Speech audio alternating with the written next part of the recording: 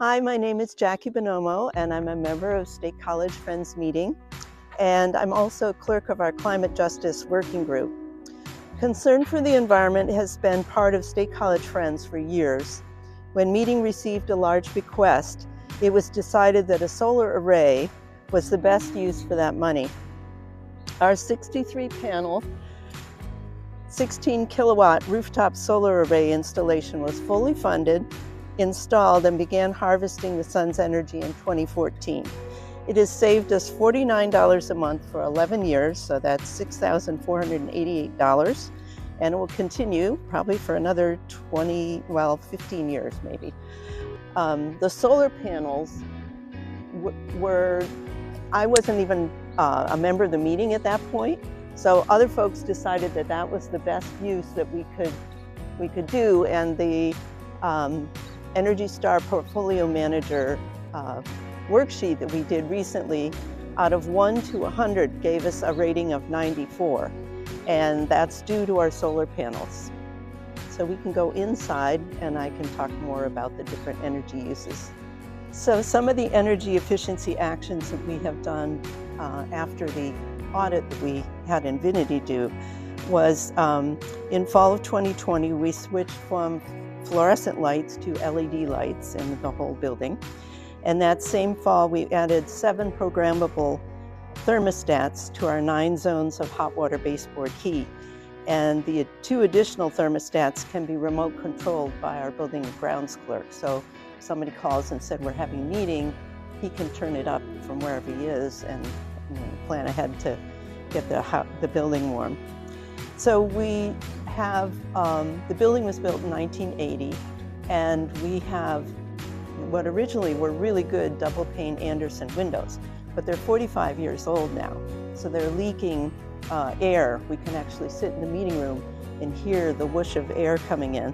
So we tried to get 2 grants to fund replacement of all the windows, which was a big financial burden, and we weren't successful in getting those grants. So we decided to go ahead and better insulate the windows that we have. So in this social room, in the kitchen, on the doors, we have put double honeycomb window shades, and in the meeting room and in the childcare wing as well, to insulate so that if it's really hot out, it keeps the sun from heating up the rooms as much.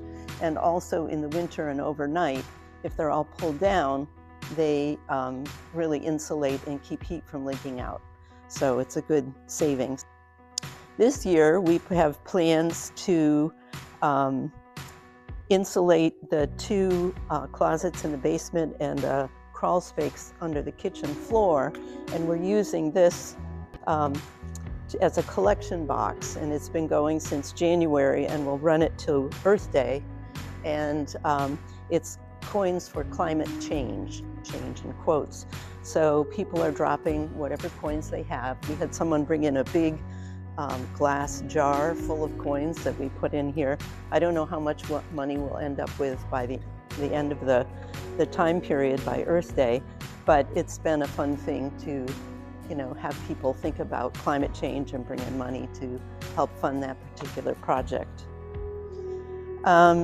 The other thing that we want to do this year is replace the 11 Andersen windows that are from 1980 that are in the meeting room, and we have budgeted money from a fund that's for the building, and those will get replaced this year. So we won't have any more howling winds coming in or cold air blowing on.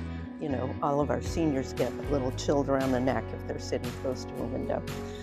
So our Climate Justice Working Group is also looking at local resiliency and mutual aid.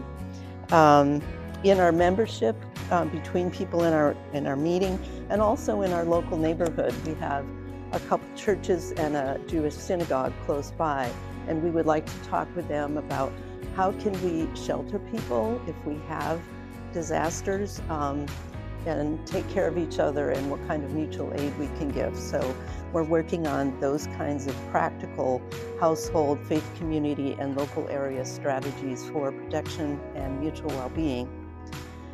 And we have this goal with the Philadelphia Yearly Meeting, which is half of Pennsylvania, parts of New Jersey, Delaware, and Maryland, 103 meetings to reduce our energy by 50%, our carbon footprint by 50% by 2030. So we have 5 years to go from wherever each of those meetings or individual households are and try and lower that carbon footprint by 50%. So then we have a whole bunch of other goals in the future. Additional insulation in the ceiling in the social room, the meeting room, replacing large leaking, air leaking glass doors in the social room. Think about what it takes for meeting members to drive to meeting from wherever they're located and reducing the carbon footprint of transportation.